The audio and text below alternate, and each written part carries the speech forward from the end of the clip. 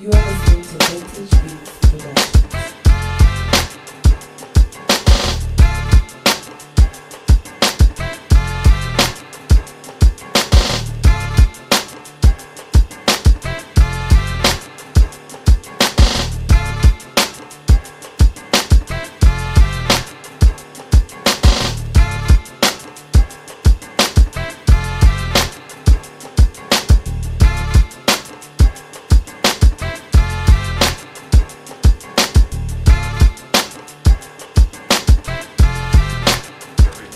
Yes, sir.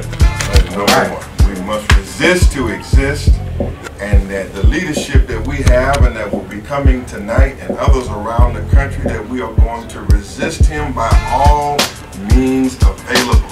Yes, sir. And we're going to get into how we're going to do it. But we're in for a fight. No easy opponent with Mr. Trump.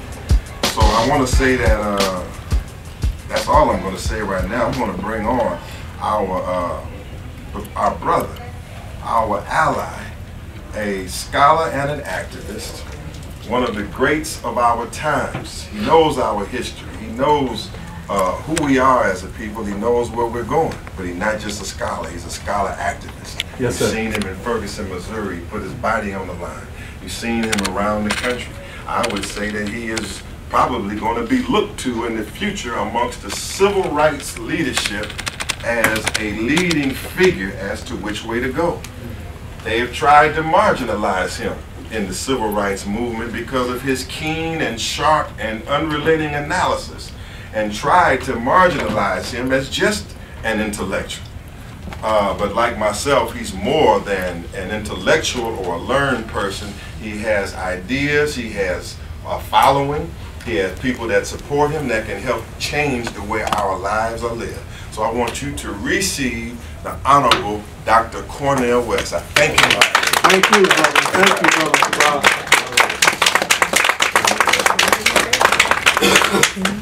Let me say it is a blessing for me to be here, and I look forward to learning and listening tonight. I come from the old school. Yes, sir. I believe in respecting my young brothers and sisters, and also trying to put forward my own perspective for the empowerment, not simply of each other, but especially for those who are suffering. I want to salute both of my brothers. Give it up for both of them. Yeah. Why? Because we come out of the same tradition, and that tradition is struggle for black freedom, and that tradition has always had a number of different wings, a number of different perspectives, streams and strands. There's never been full unanimity when it comes to the struggle for black freedom, but what we do share is a very deep love for the people, a focus on the suffering and the misery, and trying to find a way out. And for me, it is inescapable to allow a focus in a fundamental way on the black power and black nationalist wing of the black freedom struggle, even as I come in from the Ella Baker, Fannie Lou Hamer, Martin Luther King Jr. wing. And historically, there's always been a need for the coming together. The genius of a Marcus Mosiah Garvey. Yes, sir. Alongside that of Ida B. Wells Barnett or W.B. Du Bois. The need for the Honorable Elijah Muhammad Yes, sir. to sit down as he did with a genius named James Baldwin, who wrote about him with such courage in The Fire Next Time. And of course, that moment of June 27, 1964, when Malcolm X sent a note to Martin Luther King Jr. and said, "Will you come with me to the United Nations to put America on trial for the violation of black people's rights?" And Martin said, "Yes." Teach the history, brother. They never got a chance to come together. People like to always view them over against rather than they overlap. And the common denominator is what? They love black people. Yes, sir. Unequivocally, unconditionally. Good point, And what brother. I love about this brother and this brother here is that I've seen him, I've watched him over the years. I've been around for a long time. We met almost 20-some years ago right there at Howard. when Brother Tavis had the gathering. That must have been 1990 something. Yes, sir. Brother walked in, Black Panthers. Yes, sir. Yes, sir. And all the upper middle class black leaders sitting in there, and I said, this is my brother. I want y'all to know that. Don't think just because I wear a three-piece suit that I'm not on fire. That's right. Just whatever attire you have on, it's a question of your focus, your deeds, and what cost you're willing to pay. And I just can't wait, as I say, to learn and listen tonight, because I've always learned so much from my black nationalist brothers and sisters. I have a deep love for Minister Louis Farrakhan, even given what our agreements and disagreements, we struggle, and so forth and so on. And I know that there really is no Malik Shabazz without Minister Louis Farrakhan. That's right. And without Minister Khalid Muhammad. That's right, brother. It's true. My struggles with Brother Khalid, oh, you know we had struggles with Brother Khalid. Oh, Lord have mercy. And Minister Louis Farrakhan too, but I will not allow anybody Yes, sir. to define who I love. That's right.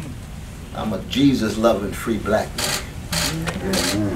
Love who I want to love. I try to love everybody, but I love who I want to love, especially in the black community. Even as I try to bring my critique and try to keep alive the legacy of Martin King and Fannie Lou Hamer and Ella Baker and the others. So the important thing to keep in mind tonight is we're going to hear from the voices of the precious folk who show up tonight. Right. This is a dialogue for the community. We got a debate in terms of Brother Malik and I wrestling with issues, but we both want to learn from the people. Amen. Push them and to be pushed. That's what we're here for. And brother, it's good to set eyes on you again. It's been a while. Streets of Ferguson. But I want to. We'll open up for questions in 1 minute. Just give Dr. West. Dr. West.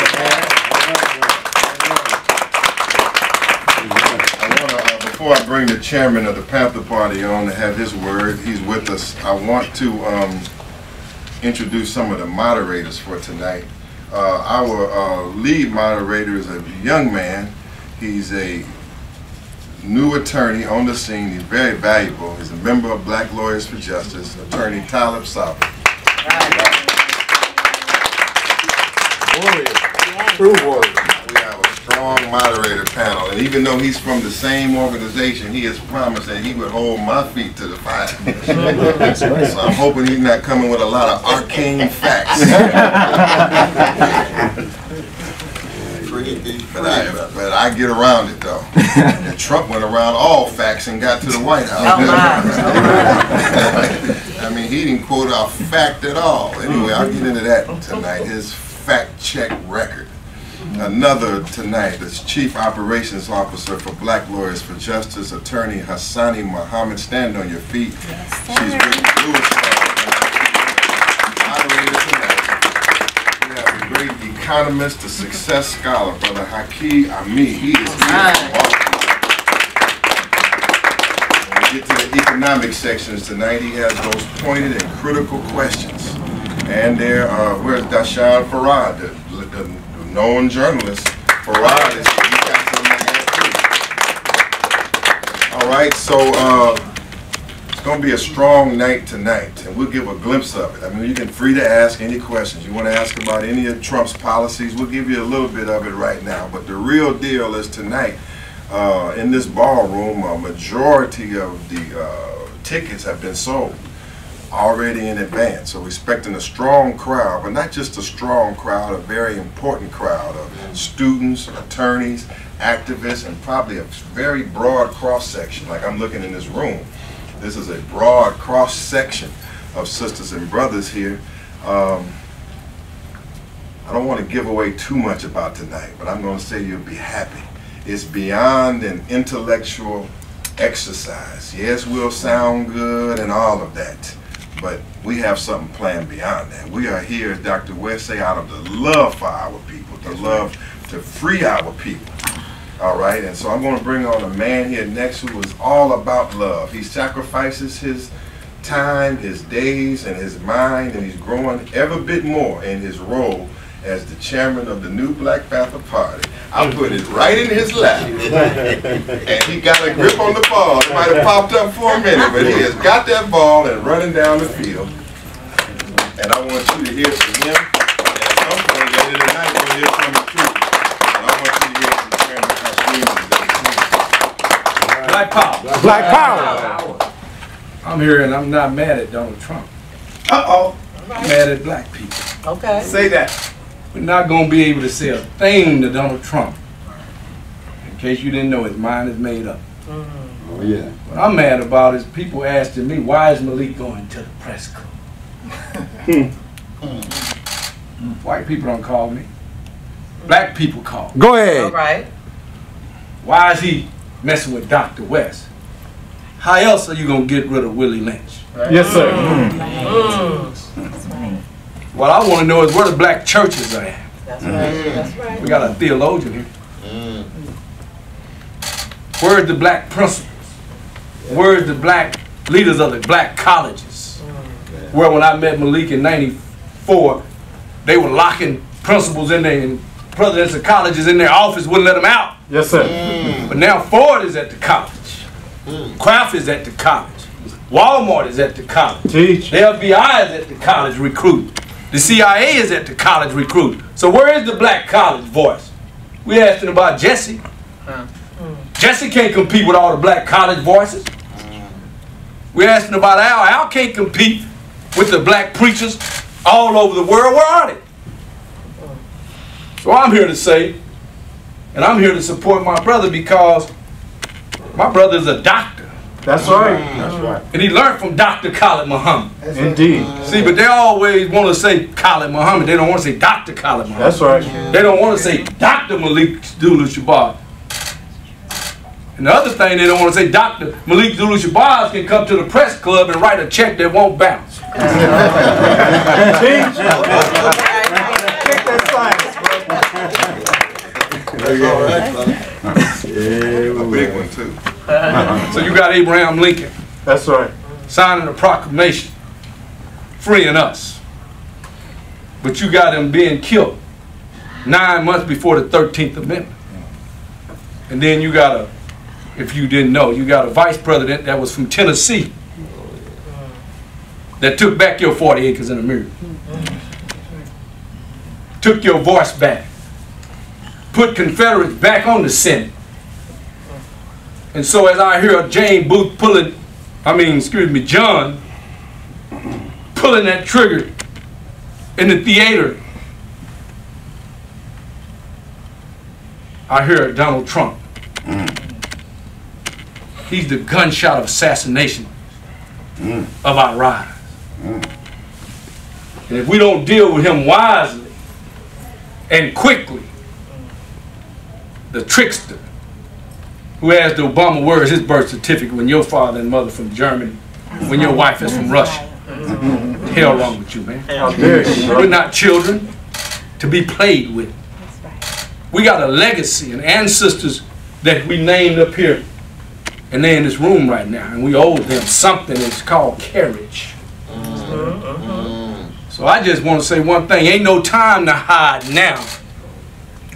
Harry did that. Yes, sir. Ain't no time to hide now. You can go visit the Frederick Douglass house. How many of y'all done went in the museum that Donald Trump fake visit today? We don't care about our history no more.